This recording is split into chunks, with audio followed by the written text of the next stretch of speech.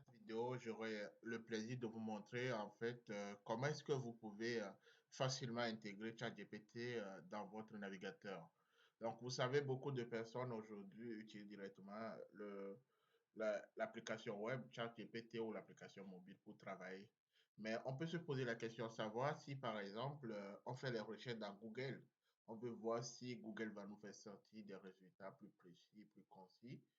Là, on a aujourd'hui l'avantage, donc vous allez voir dans cette vidéo qui sera un peu plus courte, comment est-ce que vous pouvez procéder pour pouvoir faire en fait les recherches directement avec OpenIA, donc ChatGPT et dans Google. Donc, comme vous le voyez sur l'interface ici, j'ai intégré un plugin donc, que je vais vous montrer comment est-ce que vous pouvez procéder directement dans mon navigateur. Donc, moi, j'utilise Google Chrome, on peut l'utiliser sur d'autres navigateurs. Et là, toutes les recherches que je vais faire, il va me faire sortir les recherches Google et les résultats des recherches Google et les résultats directement suggérés par ChatGPT.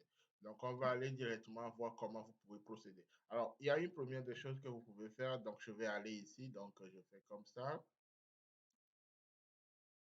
Comme ça, vous allez voir ce que je vais faire. Donc, ce qu'on va faire, je supprime ceci pour que vous puissiez savoir. Donc, vous allez dans votre navigateur de Google Chrome, vous tapez plutôt extension Chrome. Donc, dans l'extension Chrome, vous allez sur le premier lien ici, Chrome Web Store. Donc, vous allez aller chercher l'extension que nous allons utiliser. Ici, vous cliquez seulement, vous tapez ChatGPT. Donc, dans ChatGPT, il y a plusieurs options qui sont données. Moi, l'option qui nous intéresse ici, c'est l'option là. Donc, ChatGPT pour Chrome, donc qui permet d'afficher les résultats.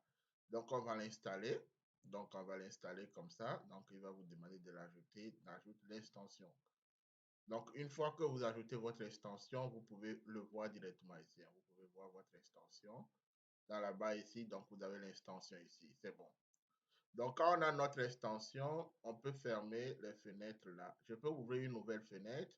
Comme ça, je peux faire une recherche. Donc, la recherche que j'avais fait avant que vous avez vu, c'est créer une fonction d'addition en Python, par exemple.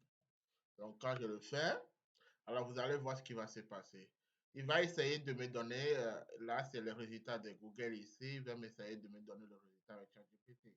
Là, il me dit, OK, il faut que je me connecte avec mon compte. Donc, il faut préalablement que vous créez un compte sur ChatGPT, donc sur OpenAI. Donc, ici, vous créez votre compte. Là, moi, je ne l'ai pas intégré ici. Je vais aller sur un autre navigateur où j'ai déjà inséré mon compte. Donc, ici, j'ai déjà mon compte OpenAI.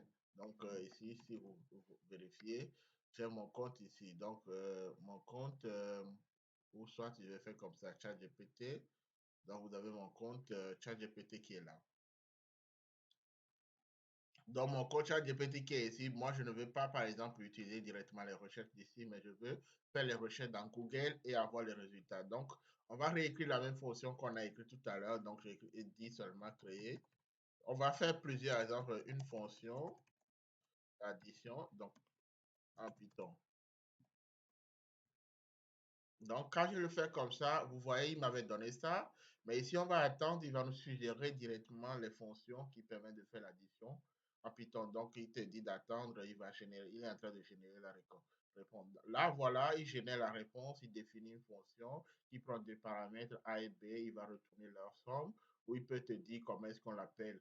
Donc, voilà une partie. Donc, ici, on peut faire directement les recherches, ou tu peux cliquer sur générer, il va dire de renseigner les champs, créer une fonction en C++, par exemple, en C++. Je fais comme ça. Il va me générer une fonction en C++. Donc, on peut le faire là-bas directement. Donc, au lieu de faire les recherches, là, je l'ai intégré directement ici. Il m'affiche le résultat. Donc, je l'ai les réponses ici. Il peut continuer, tu peux continuer par voir les autres résultats. Si tu as ton compte, donc c'est ce qu'il disait. Donc, si tu as ton compte, il te ouvre ça ici. Là, c'est pas ce qui nous intéresse. Ce qui nous intéresse, c'est de faire les recherches directement. Et si je vais faire, par exemple, créer une application, donc je vais dire créer une application avec Django. Donc, je fais ça et on va voir comment il va nous suggérer le résultat. Donc, quand je fais les recherches, créer une application avec Django. Attends, j'ai écrit, je vais fermer ça. Je fais comme ça. Donc, créer une application.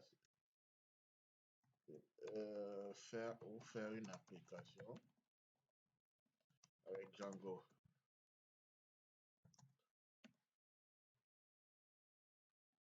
Donc là, il va m'afficher mon résultat de façon rapide, hein. Donc, vous le voyez, ça génère le résultat, ça vous donne les étapes, comment est-ce que vous pouvez procéder pour faire. Donc, il vous explique au début, il faut vérifier si vous avez Python. En plus, utiliser Pip pour installer Django. À partir de ça, créer votre projet et des projets. Il vous donne toutes les étapes. Alors que si vous voyez les recherches dans Google, les résultats qui sont là, c'est bon, les résultats sont là. Si vous aimez faire la documentation, vous pouvez procéder en lisant la documentation par les plusieurs liens qui sont ici et comprendre. Sinon, vous allez directement à partir du plugin et de votre compte voir comment ça se passe. Là, ça c'est le cas de la programmation. On va prendre un autre cas qui est un cas standard, écrire un CV, écrire une lettre de motivation pour un poste spécifique. Donc, pour un poste spécifique, on va écrire une lettre de motivation, on va lui dire écrire une lettre de motivation pour un poste de développeur web.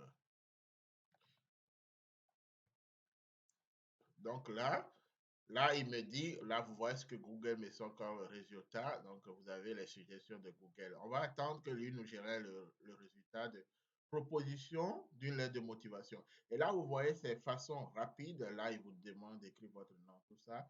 Il suffit de copier, de modifier et de l'adapter à votre manière. Donc, voilà de façon simple comment est-ce que vous pouvez procéder pour pouvoir intégrer directement le chat GPT dans votre navigateur, de sorte que les recherches que vous faites directement à partir de votre navigateur, vous puissiez ou tout ce que vous utilisez pour faire les recherches. Donc, je suppose que vous utilisez quelque chose pour faire les recherches. Et là, le titre, comme je l'ai dit ici, vous pouvez utiliser donc la réponse.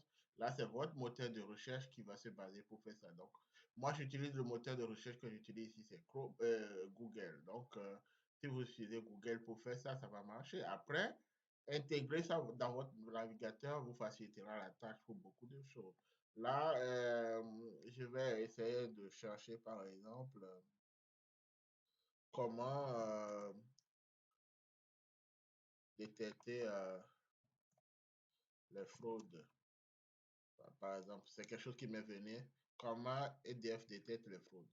Donc là, par exemple, vous allez voir si la réponse était déjà là. Donc là, il me donne un exemple simple, hein. Donc là, au lieu de lire tout cet article, il vous donne ça. Donc, la manière dont il procède pour faire, il vous donne le résumé. Donc, vous pouvez à partir de ça vous renseigner de façon rapide au lieu de perdre du temps pour lire des documents interminables. Vous avez la possibilité de le faire. Ou, par exemple, écrire un CV. Je vais voir s'il va le faire. Un CV en anglais. Donc en anglais, pour un RH. Un RH.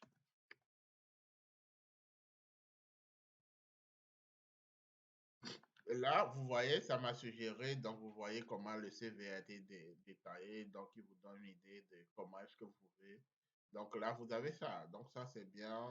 Vous avez les réponses de Google, il ne faut pas les négliger parce qu'on a des choses qui ne sont pas encore entraînées par OpenAI. Donc, on n'a pas encore les résultats qui datent de plus de septembre 2021 parce que leur modèle s'est basé seulement sur les résultats avant septembre 2021. Donc, voilà pourquoi quand vous faites vos recherches, c'est bien, il va vous générer des réponses précises. Si les données sont déjà là où les données ont été entraînées, ça serait bien. Sinon, ce ne serait pas intéressant. Mais voilà, moi, je vous montre une astuce qui peut vous aider à gagner énormément de temps dans la recherche de vos informations et profiter bien pour pouvoir travailler. N'oubliez pas de liker la vidéo, de commenter, de vous abonner pour les prochaines vidéos.